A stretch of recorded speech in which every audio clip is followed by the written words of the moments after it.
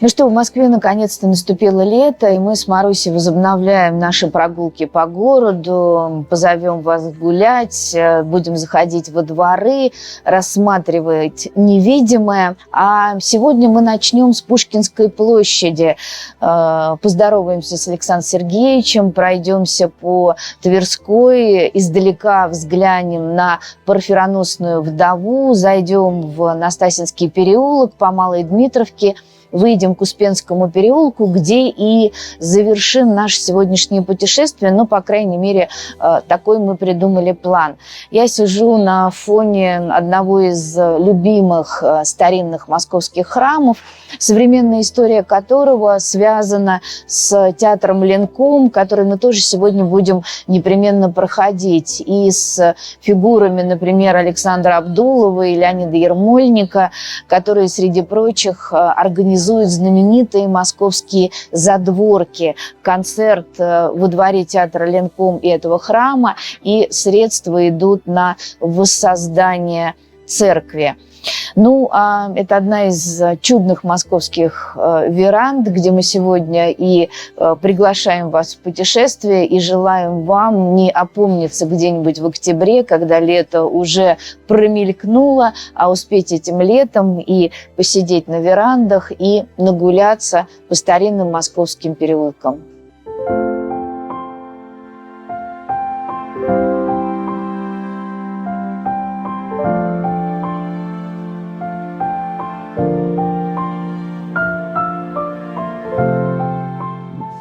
Пошел, уже столпы, заставы белеют. Вот уж по Тверской возок несется через ухабы.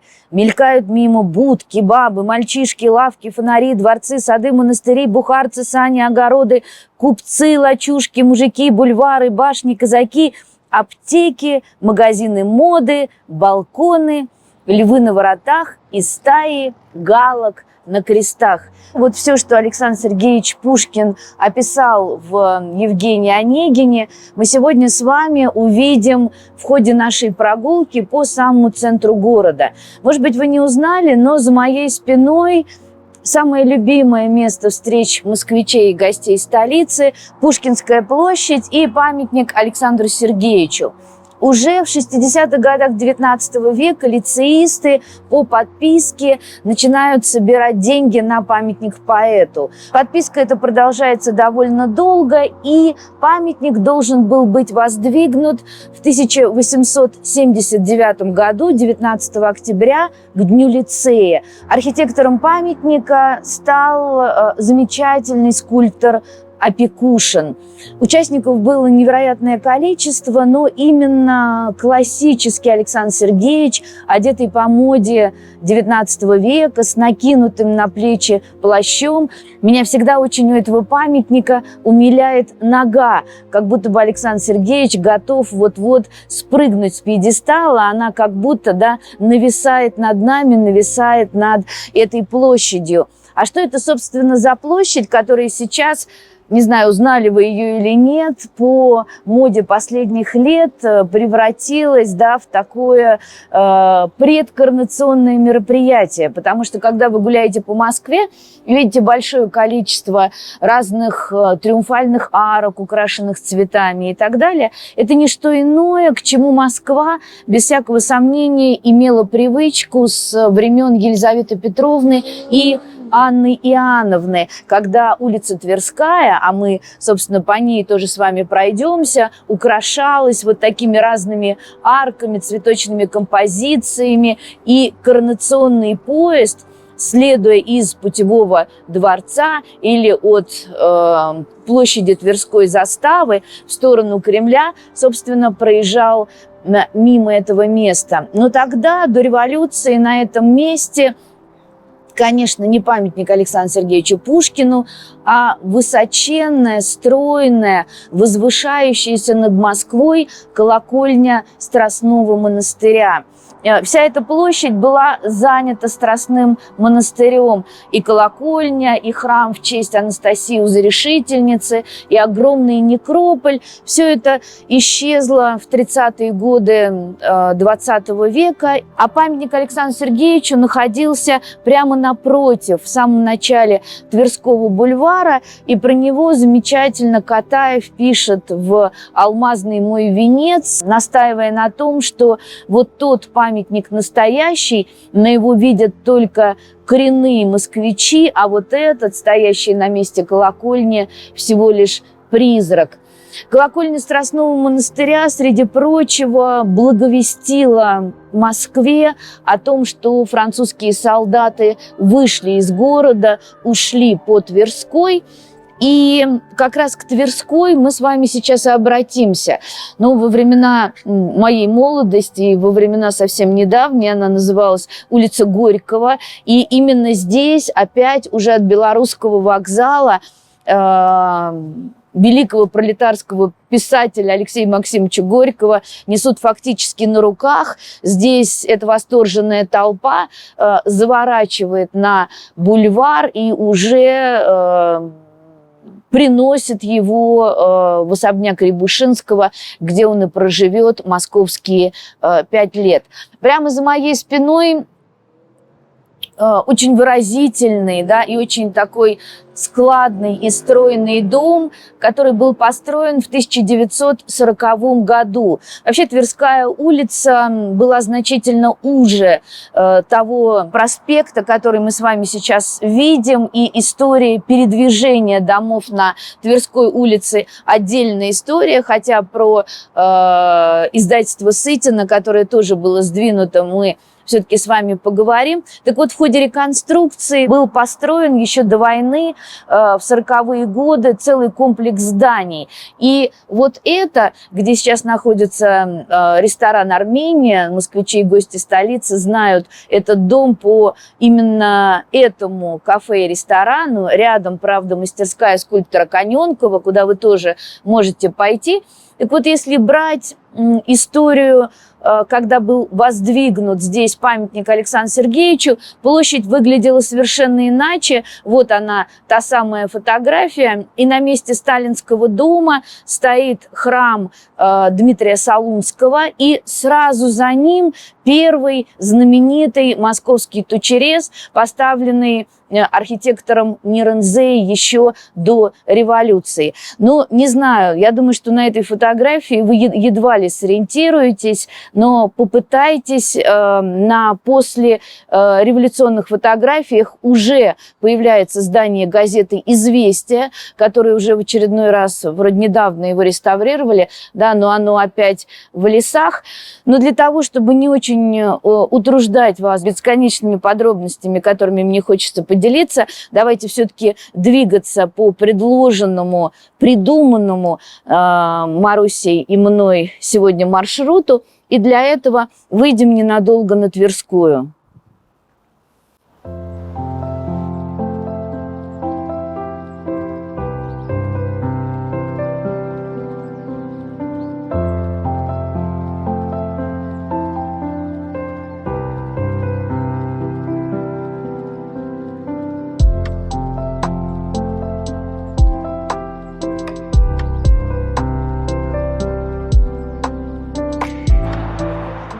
В Московском английском клубе сейчас находится Государственный Центральный музей современной истории России. И вот они, те самые львы на воротах, которых так запечатлел в своей поэзии в истории Москвы Александр Сергеевич Пушкин. Это удивительное здание, ведь оно имеет такой кур-д'онер. Здесь еще свежи кусты сирени, потому что, видимо, тень в этом здании большую часть времени. Эта старинная московская усадьба принадлежала Хераскову, потом была приобретена Львом Кирилловичем Разумовским. И главный усадебный дом, в который можно зайти и попасть вот в музей, который мы уже упомянули, был построен в третьей четверти века XVIII.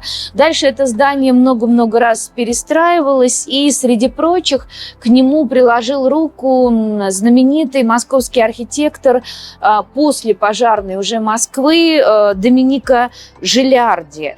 И после смерти Разумовского его вдова Марья Гавриловна передала владение своему брату, князю Вяземскому, а тот уже в свою очередь продает его английскому клубу.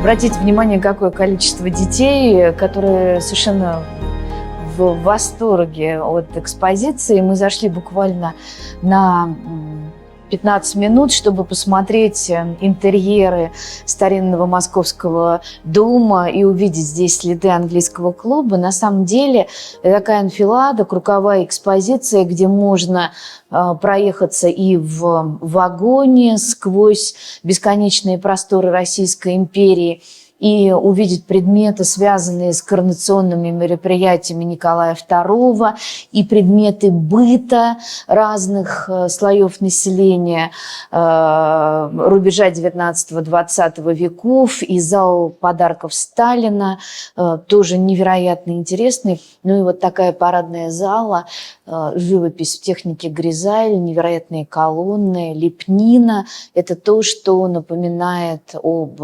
английском клубе, о котором, собственно, мы и начали вам сегодня рассказывать. Ну и выйдя и опять минуя Львов на воротах, пойдем дальше.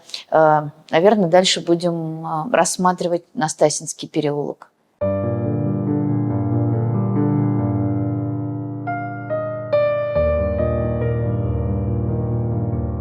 Это замечательное здание, которое мы вам хотели показать, и на фоне которого хотели продолжить наш рассказ, в очередной раз закрыли лесами. Дом этот удивительный, с приключениями, и уже в 20 веке, в 1979 году, его сдвигают на несколько десятков метров, чтобы было открыто Пушкинской площади новое здание газеты «Известия».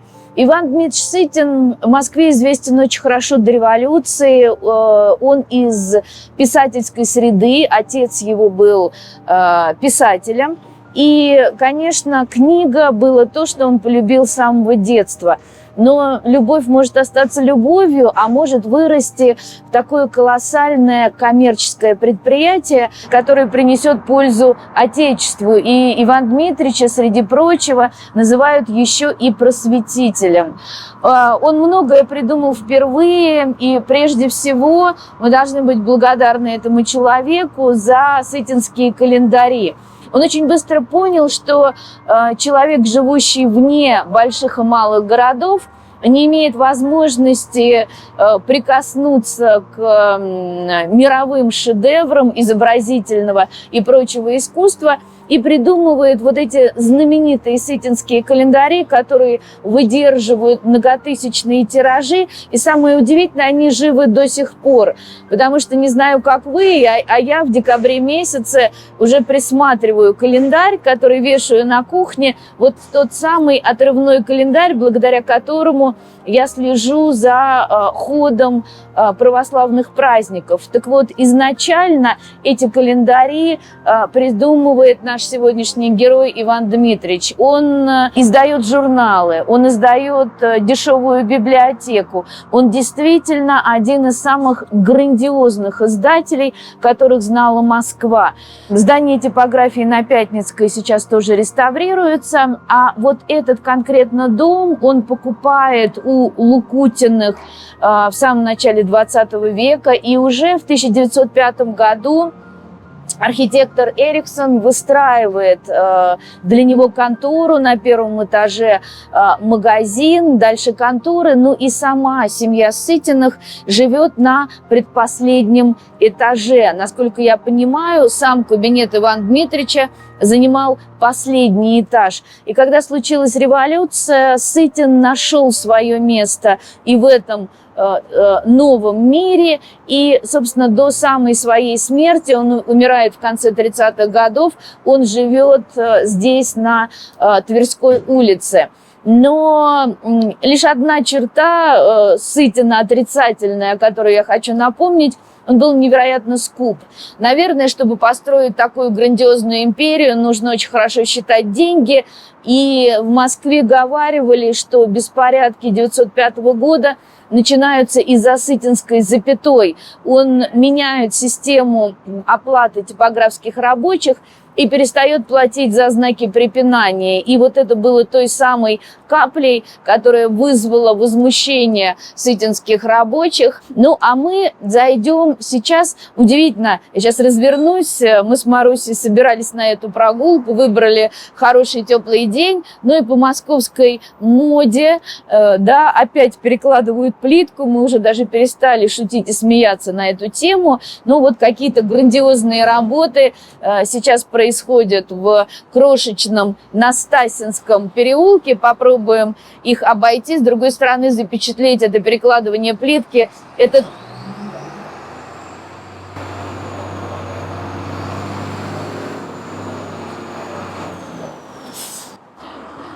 с другой стороны, перекладывание плитки – это тоже примета нашего времени. Мы же стараемся быть бытописателями современной Москвы, но надеюсь, что будет что-то слышно.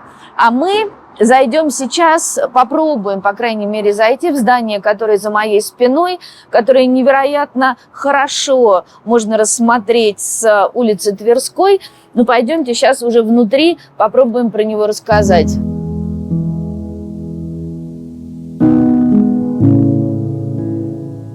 Узнать в этом сталинском ампире здание, которое было построено для известнейшего московского гражданина Павла Григорьевича Щепочкина, совершенно невозможно, потому что с Тверской здание перестроено в 30-е годы, когда, я так понимаю, здесь находится экспорт-лес, и, наверное, в это время появляются эти значительные гранитные ворота. Кстати, одну воротину мы нашли во дворе.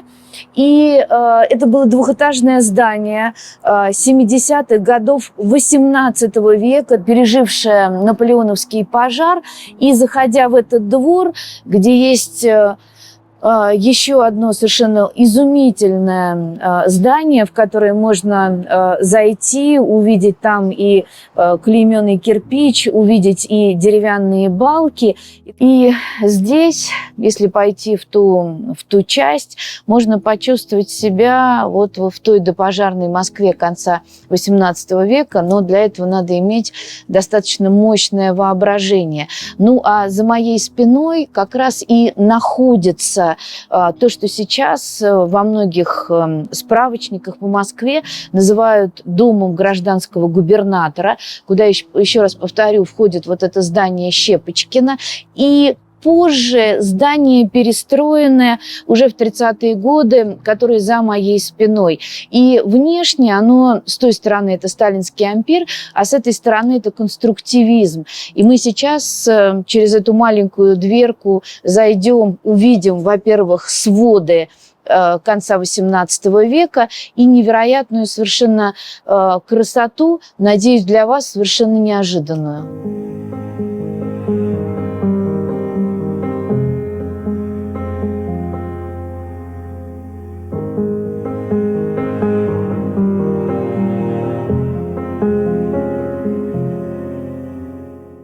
Думаю, еще недолго, но можно будет зайти в это удивительное здание, которое смотрит своим сталинским фасадом на Тверскую улицу. История его максимально запутана, точнее даже так, история этого домовладения максимально запутана, и разобраться в нем – это как прочитать захватывающий детектив.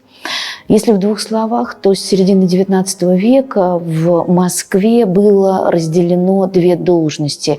Генерал-губернатор, и это здание на Тверской, где сейчас находится мэрия, и которое ассоциируется у нас с московской властью, и гражданский губернатор города. Так вот, гражданский губернатор города живет здесь, на Тверской, в старинном особняке, авторство которого приписывают незабвенному Матвею Казакову, и на дореволюционных открытках как раз вот этот губернаторский дом мы вам показываем.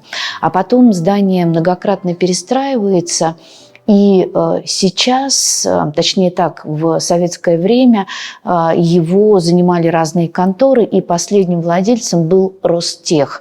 И почти за 2 миллиарда, ну, по-моему, наверное, год, может быть, 2 назад, Ростех продает это огромное здание какой-то девелоперской компании, которая, насколько я понимаю, устроит здесь апартаменты.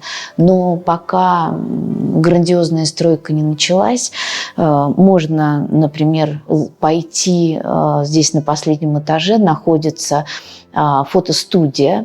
Вот, можно, например, записаться туда, зайти со двора, так как мы сейчас сделали с Марусей, подняться на последний этаж и взглянуть из окон этого дома на здание судной казны, но и удивиться этому огромному пролету лестничному, увидеть высоченные двустворчатые двери. Кое-где, я не думаю, сохранились, а по подобию были прилажены дореволюционные ручки. Посмотрите, какое лестничное ограждение невероятной красоты с дубовыми перилами и местом, где крепилась ковровая дорожка, капители колонн. Ну, в общем, все это невероятно хорошо сохранилось. И местами, по-моему, сейчас только на одном этаже сохранился, видимо, вот тот подлинный паркет. Везде уже какой-то убогий ламинат, но все-таки остатки прежней роскоши здесь сохранились. Ну и еще раз выглянем в окно, и окно, правда, здесь давно не мыли, увидим вот то самое здание, относящееся, скорее всего, к середине XIX века, вот эта патриархальная Москва, которую так любит описывать Александр Сергеевич Пушкин. Она как драгоценная жемчужина еще в этих дворах сохранилась. И если быть внимательным прохожим, то можно еще все это увидеть. Можно ли себе представить, что 50 метров и Тверская, и английский клуб? Кстати, когда гуляете, обращайте внимание на люки. Вот в таких подворотнях они тоже невероятно интересны. Отсюда видна крыша, остроконечная башня судной казны. С левой стороны такая живописная помойка. Ну и, надеюсь, ждут реставрации или лучшего времени. Вот те самые ворота, которые мы увидели с Тверской улицы. Не знаю, запишется ли звук, но для усиления эффекта здесь школа барабанов. И там кто-то, в общем, очень даже стучит по барабанам. А мы попробуем выйти сейчас через эту небольшую калиточку и оказаться в Настасьинском переулке.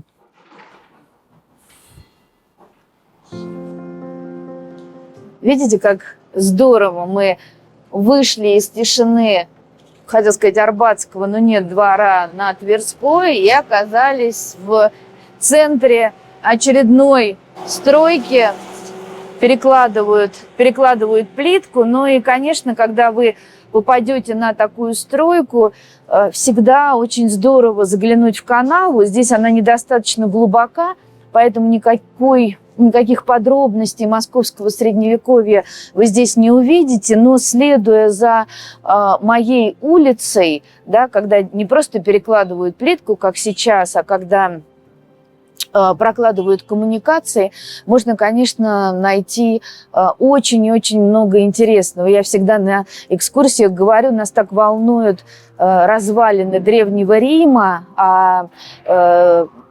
руины, развалины средневековой Москвы, которые у нас под ногами, нас почему-то едва ли интересуют. Ну и вот мы с вами подошли к зданию, которое само рассказывает свою историю. Да? Здесь как раз дата 1913 год. На самом деле здание было закончено в 1914 году, и это архитектор Покровский. И было оно построено для судной казны.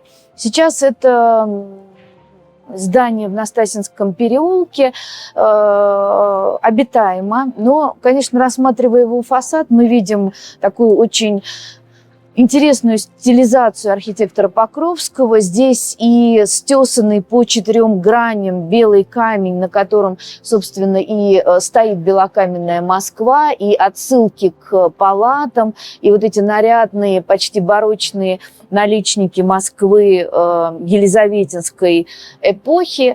И очень интересные, когда пойдете здесь гулять, такие чугунные рамы, сохранившиеся. Здание судной казны. Что такое судная казна, наверное, не стоит объяснять.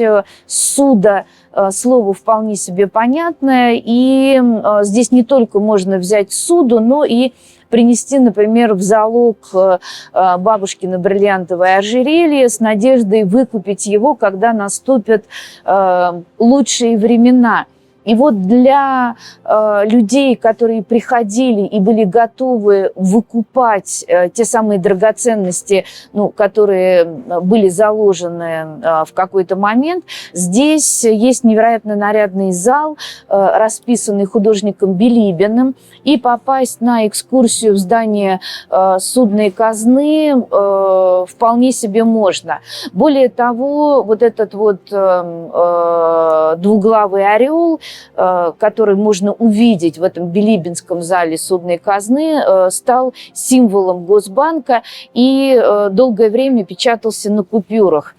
Не менее интересна дореволюционная история с ее аукционами, история советская этого здания. Именно сюда, точнее, в том числе и сюда, привозятся ценности, экспроприированные у людей, у которых было что экспроприировать, и довольно много осталось воспоминаний. У меня здесь есть экскурсия, я подробно читаю, как это здание было завалено драгоценностями и ценностями, которые были изъяты у храмов, потому что для того, чтобы продать потом эти вещи за границу, их нужно было обезличить. Вот это очень важный момент. Невозможно было продать какую-нибудь тиару, да, или какое-то бриллиантовое ожерелье или кольцо, у которого был собственник за границей, потому что главным покупателем вот этого золота, серебра и драгоценных камней была заграница. И англичане здесь, как всегда, играют, в общем, такую достаточно активную роль. В общем, обезличивание драгоценностей, в том числе и Романовых, это то, что происходило в 20-е годы, и, насколько я понимаю, происходило в том числе в этом здании судной казны. А для того, чтобы увидеть вот эту стеклянную крышу, если вы запишетесь и однажды попадете на экскурсию, то вот тоже это соседнее здание, где мы только что побывали, дополнит ваше впечатление.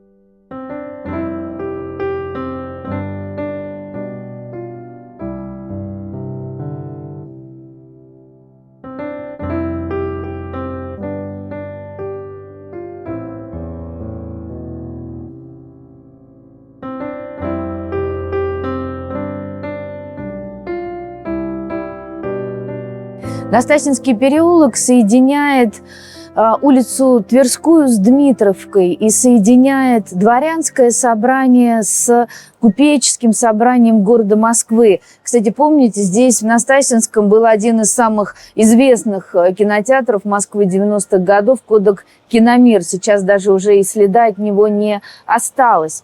Интересно, что купеческое собрание существовало еще в Москве до Пожарной. Оно располагалось на Ильинке, потом находилось на Дмитровке, но с той стороны. И в начале 20 века для московского купечества замечательный, знаменитый мастер модерна, архитектор Иванов-Шиц, выстраивает одно из самых красивых зданий этого времени и этого направления в Москве. Вообще история клубов, как и дворянского, так и купеческого, очень схожа. Это закрытое общество, куда членами принимаются люди замечательные во всех отношениях. И став членом и дворянского, и купеческого клуба, они платят значительный взнос. Для вступления в эти оба клуба существует очередь, и нужно иметь рекомендации от нескольких членов, чтобы поступить и стать членом этого закрытого общества. Чем же там занимаются прежде всего? Но говоря на чистоту, вот эти закрытые клубы существовали в том числе и для того, чтобы там беспрепятственно можно было устраиваться в специальных комнатах и проводить время за карточными играми. Вот эти вот игры, где можно было спустить целое состояние. И в Москве были известны случаи, когда жену можно было проиграть в карты. Вот государство пыталось эти азартные игры регламентировать. А внутри закрытых клубов можно было чувствовать себя более вольготно, но клубы, как это ни странно, существовали в том числе и за уплату штрафов, которые полагались для нарушения вот этого регламента азартных игр в городе Москве. Ну и, конечно, абсолютно бесконечное поле для восхищений и воспоминаний – это балы и пиры, которые давались и в том, и в другом клубе. Но здесь я уже отправляю вас к воспоминаниям и к тому же Владимиру Гелеровскому. Сейчас в этом здании находится театр Ленинского комсомола. Он обосновался в купеческом клубе в 30-е годы. И совершенно замечательный профиль на Брандмауэре одного из домов в Настасинском напоминает нам о Марке Захарове. Кстати, когда он ушел в мир иной, был проект переименования Настасинского переулка в Захаровский, но, слава богу, решили повременить, и пока Настасинский переулок остается Настасинским. Мы пройдем немножко по Малой Дмитровке, вспомним, что эта улица называлась улицей Чехова, и Антон Павлович живет в одном из домов с левой стороны. Мы сейчас заглянем, а может и не заглянем в него, там сейчас гостиница, и свернем в обожаемый мной Успенский переулок.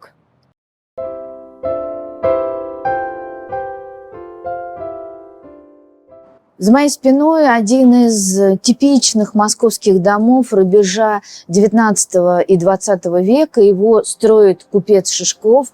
Интересно, был ли он членом купеческого собрания и ходил ли он на мероприятия в дом, который находится по соседству. Но очень хорошо видно с этой точки, что этот дом был надстроен 3 этажами, и происходит это в 1913 году. Дом этот замечательный во всех отношениях, и прежде всего, что в нем некоторое время живет Антон Павлович Чехов. Вообще, когда я изучаю адреса Антона Павловича в Москве, а живет он в домах невероятно интересных, всегда думаю, мог ли представить этот мальчик из Таганрога, приехав в 17 лет и заявив, что он теперь навсегда москвич, что он станет действительно такой фигурой и величиной не только в московской, но и общероссийской жизни. В этом доме живет известный московский врач-психиатр. Душевные расстройства, депрессия и прочие неприятности случаются не только теперь, но и 100 лет назад были тоже очень модными. И среди прочего случаях у психиатра Даля лечится композитор Скрябин. Сейчас в этом домике находится, естественно, одноименное кафе. Как еще может называться гостиница и кафе в доме, где жил Антон Павлович Чехов, и номер «Делюкс». Мы с Марусей сейчас зашли. Называется «Чехов Делюкс». Не знаю, где он находится, уже так глубоко мы тему не изучили. Но в любом случае, прогуливаясь здесь, особенно если это будет теплое время года, можете присесть у фасада дома. И в Дегтярном переулке тоже стоит несколько столиков. Посидеть, посмотреть на Малую Дмитровку. Ну и в конце концов почитать Антона Павловича Чехова. Берите томик и устраивайтесь. А мы пойдем дальше к храму Успения Пресвятой Богородицы в Успенском, естественно, переулке.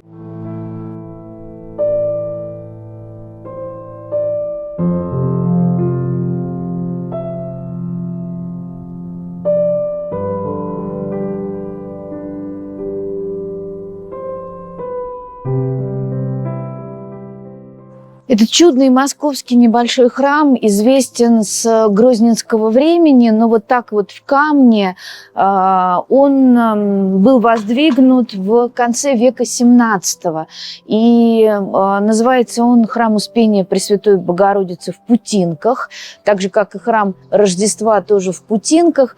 И что это за Путинки? Здесь был один из путевых дворцов, посольский двор, посольский, видимо, какой-то стоял, такое значительное здание, где послы, прибывающие в Кремль, а двигались они, как вы понимаете, в основном по Тверской улице, могли расположиться, могли поправить свое платье и уже двигаться по прямой для того, чтобы предстать перед очами русского царя.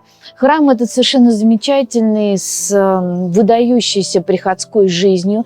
И посмотрите, еще не было праздника отдания Пасхи, поэтому и ограда храма, и кусты, и деревья, все здесь в пасхальных яйцах. Есть небольшой книжный магазин, где не только книги, но и скатерти, и посуда, и иконы.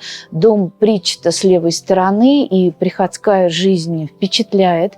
Посмотрите, во-первых, есть несколько подворий, есть всякие разные организации, объединения, есть даже клуб юных моряков святого воина Федора Ушакова и еще отдельная страничка, куда тоже можно перейти по возрождению Страстного монастыря, где мы с вами начинали наш рассказ. И в июле месяце здесь проходит праздник в честь Петра и Февронии. И вот на небольшой площадке, там с правой стороны, весь год стоит сцена. Хотел сказать, собирается вся Москва, но действительно народу здесь достаточно много. И праздник, посвященный любви и верности, вот в этом маленьком старомосковском дворе. А мы сейчас обойдем храм с этой стороны. Во-первых, для того, чтобы посмотреть на кусты. Я больше нигде такой радости пасхальной, совершенно детской, сказочной, лубочной, я больше ни одного храма не видела. Видите, идешь, и здесь разные яйца, наверняка они сделаны руками детей, потому что церковно-приходская школа здесь, конечно, тоже есть.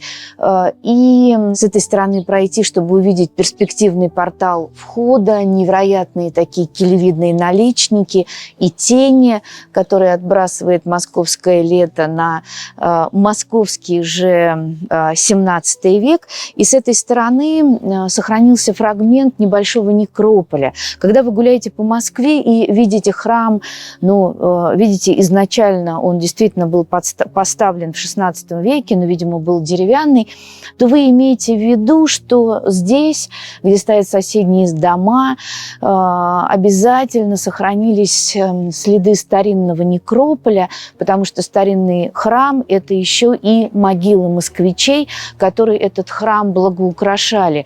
Можно увидеть вот такие памятные таблички, да, которые, как правило, таким благоукрасителям и посвящены. Ну, а здесь чуть дальше, видите, даже сохранилось надгробие. Не нашла я, каким временем оно датируется, но вполне возможно, что 17 веком. И деревянный крест, соответственно, напоминает нам об этом некрополе. Ну, а за оградкой храма, видите, вот она такая чугунная, невероятно хороша, дом начала 20 века, там Успенский переулок 3, а его адрес. Смотрите, какие замечательное панно керамическое из разноцветной абрамцевской такой изумрудно-сиреневой плитки. И как раз в этот дворик мы сейчас зайдем и наше путешествие там и завершим. Ну а пройти с этой стороны можно через кафе. Правда, вот прямо сейчас там перерыв, но при храме Успения Пресвятой Богородицы в Успенском переулке есть еще крошечное кафе, где можно выпить чаю. И здесь тоже внутри территории храма посидеть и спокойненько отдохнуть. Это чудесный одноэтажный домик в Успенском переулке. Сохранилось крылечко с кованым ограждением. Видимо, была калиточка и деревянная дверь. И здесь нас встречают ангелы. И во двор можно, слава богу, до сих пор зайти. И мы попадаем в настоящую мастерскую художников, дворов и двориков. Таких в Москве было великое множество. Еще 30 лет назад можно было случайно на них набрести. И сейчас здесь, наверное, около 3 десятков больших и маленьких скульптур династии скульпторов Сагоянов. И мы с вами видим и скульптуры на религиозную тему, и видим очертания памятника одного из самых известных поставленных этой династии отцом и сыном Сагоянами. Это за храмом Большого Вознесения две соединившиеся головами женщины. Называется скульптура «Единый крест», и это памятник дружбе русскому и армянскому народу. Там есть маленький такой дворик-палисадник. Ну и, конечно, как же без Владимира Ильича Ленина, и вот такой он выразительный, отдыхает здесь в тени Старомосковского двора. На самом деле и этот дом, который виден с Успенского, и здание в значительной степени зареставрированное за последние 20 лет, ну вот там отвалилась кладка, здание, имеющее одну историю. У владельца этот дом на рубеже 19-20 веков выкупает Елизаветинское благотворительное общество. Наверняка вы знаете, что императрицы имели непосредственное отношение к истории благотворительности в царской России, и значительная часть этой благотворительности была посвящена детям, оставшимся без попечения родителей, оказавшимся в трудных жизненной ситуации. И вот этот домик, который описан как деревянный, видимо, был приобретен, обложен кирпичом. И опять данные разнятся. По некоторым данным, там жили преподаватели, а сами классы находились здесь. И мы сейчас приложим фотографию, где воспитанницы приюта сидят здесь на фоне этого дома. А по другой версии, что там, туда можно было приносить новорожденных младенцев.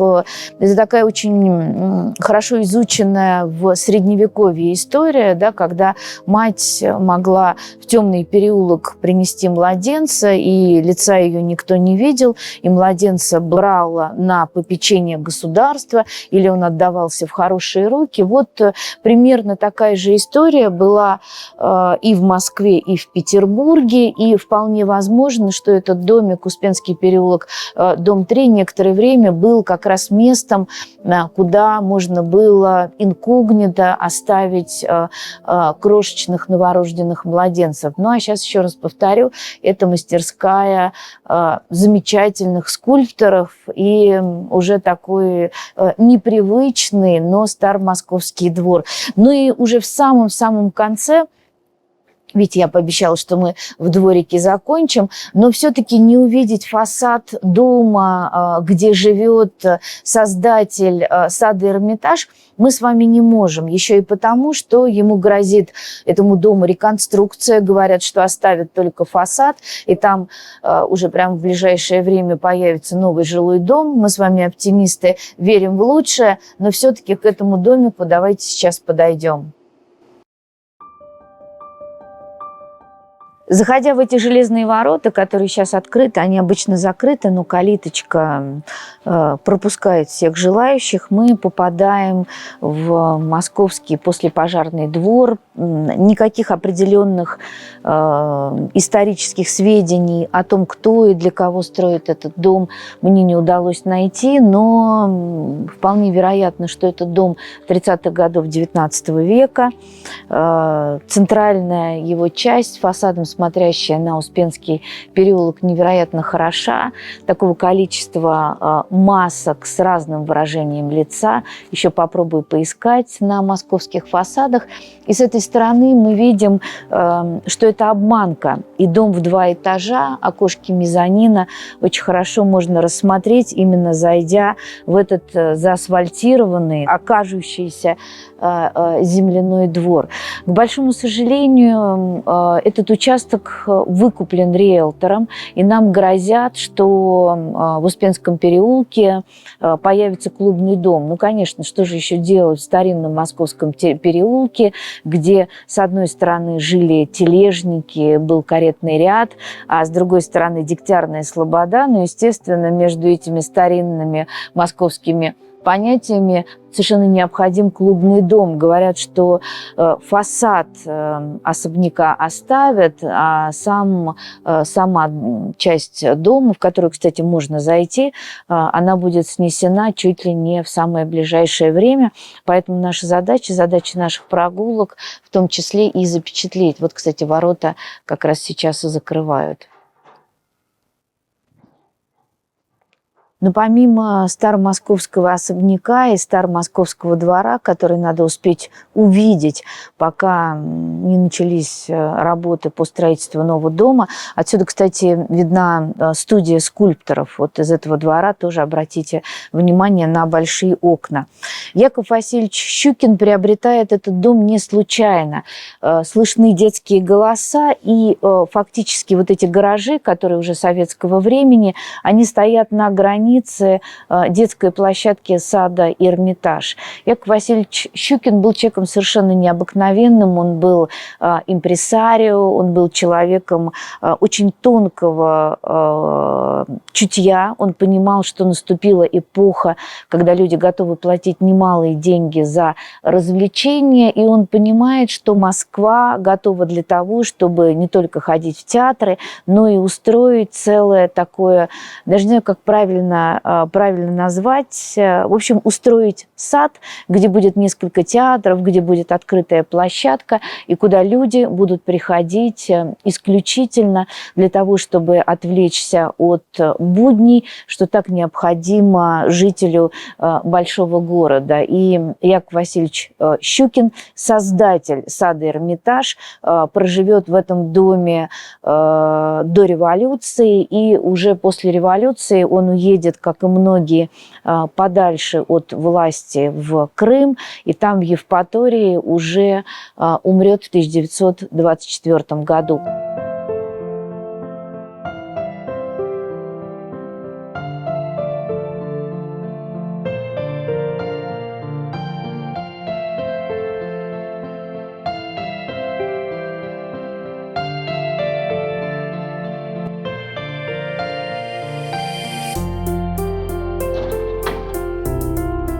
Ну что, мы надеемся, что мы вдохновили вас на прогулки по Москве, что вы также будете заглядывать в старомосковские дворы. И как хороший блогер я не могу вам не напомнить, что читайте описание профиля, там сайт, где можно присоединиться к экскурсиям, разные мои социальные сети и карточка сберегательного банка Маруси. Маруся наш режиссер, звукорежиссер, кинооператор и редкий человек, который многие годы терпит мои рассказы о Москве, потом их монтирует, и получается совершенно замечательное кино. Отправляйте ей благодарности на карточку Сбербанка, и до следующей встречи.